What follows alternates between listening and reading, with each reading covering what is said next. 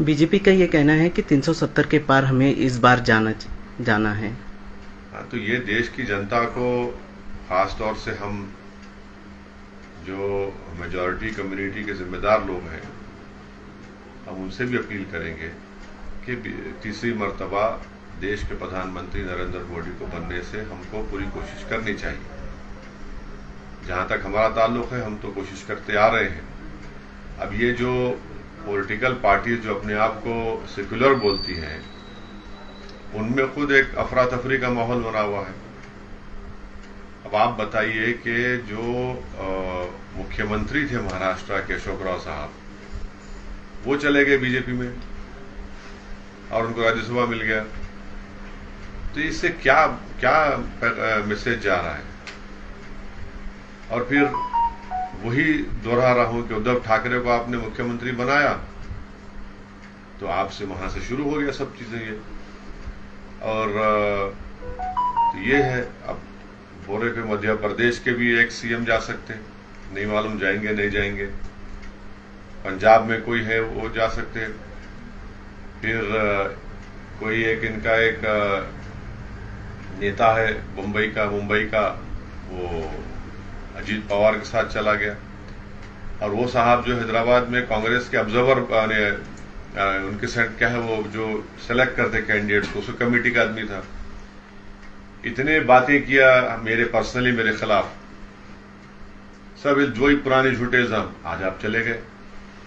तो ये हम शुरू से बोल रहे, ये असल यही लोग हैं जो अल्पसंख्यक समाज को डुबाते हैं और वोट लेते हैं, और दलित मुसलमान का पॉलिटिकल एक्सप्लॉयटेशन यही लोग करते आए। अब देखिए क्या कर रहे हैं। सर, अगर इंडिया अलायंस की बात की जाए तो आपको लगता है कि कामयाब होंगे मुत्तहिद होकर? और अगर आपको ऑफर आता है इंडिया अलायंस से तो क्या आप उधर जाएंगे? देखिए, अब तक तो कोई ऑफर नहीं आया तो उस पर कैसा विचार करेंगे हम। इम्तियाज साहब ने तो ओपन ऑफर दिया था, आपको याद होगा, कई महीने पहले।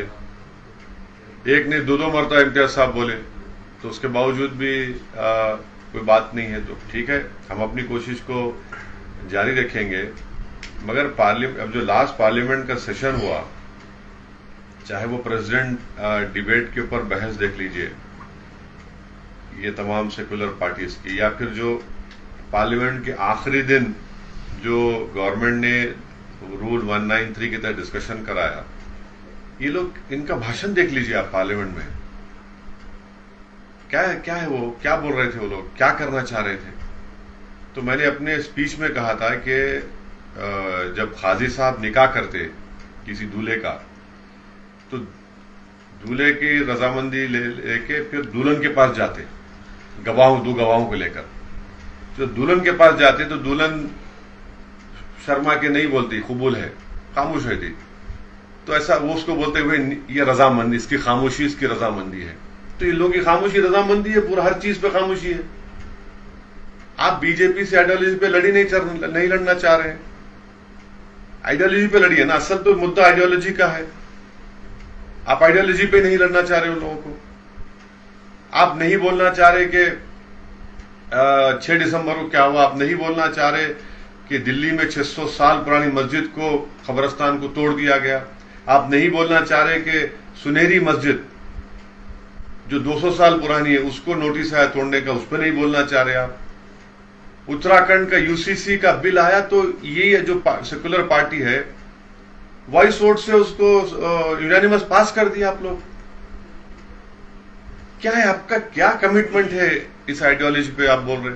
फिर आप क्यों बोलते मुसलमान को आके सब धोखा क्यों देते आप? ये सब चीजें हैं सामने आ रही हैं। जी सर, आपको लगता है कि एक लास्ट वाला सवाल, इम्तियाज साहब यहाँ से मुंबई जाने की सोच रहे हैं, एक बात सुनिए। मीरा रोड में जो हुआ, मीरा रोड कोई महाराष्ट्र का कोई रूरल एरिया नहीं है। मीरा रोड जो है कोई नगर के पास ऐसा एक मस्जिद के अंदर पथराव हुआ, वहां पर एक बच्चा का इंतकाल भी हो गया। एक रूरल एरिया में हुआ, कई इंसिडेंट होते। आप तो मुंबई शहर में बुलडोजर लगाकर घर को तोड़ दिए, कारखाने को तोड़ दिए।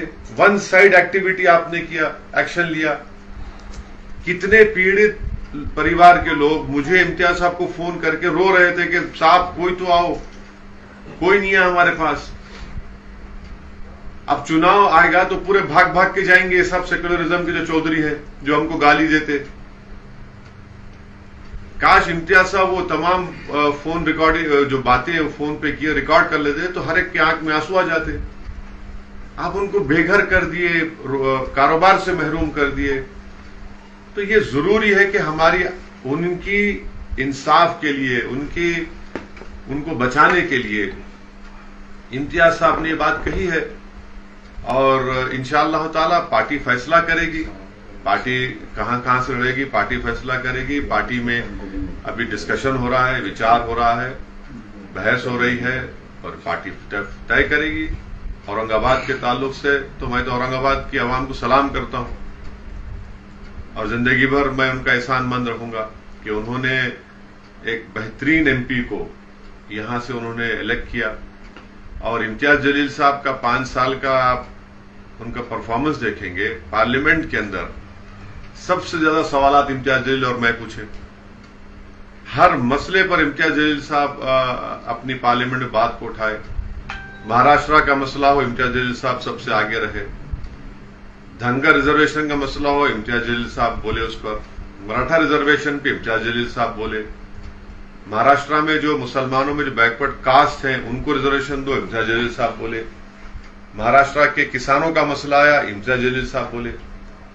और पूरे औरंगाबाद में अल्हम्दुलिल्लाह खाली 1-2 इंसिडेंट्स को छोड़कर औरंगाबाद पार्लियामेंट कॉन्स्टिट्यूंसी पीसफुल रही। और औरंगाबाद की तारीख में, बल्कि महाराष्ट्र की तारीख में एक बहुत बड़े दंगे को होने से इम्तियाज जलील ने बचा लिया। आप मुझे बताइए कि कोई ऐसा एमपी होगा जो एक रिलीजियस प्लेस ऑफ वर्शिप के पास जाकर बैठ गया कि नहीं यहां पर हाम होने नहीं दूंगा मैं। इतना बड़ा काम इम्तियाज जलील साहब किए। तो यकीनन औरंगाबाद की आवाम के लिए इम्तियाज जलील साहब बेहतरीन खिदमत की और इंशाअल्लाह ताला वो खिदमत करते रहेंगे। पार्टी फैसला करेगी, इसमें ज्यादा आप लोग उसको स्ट्रेच मत करिए।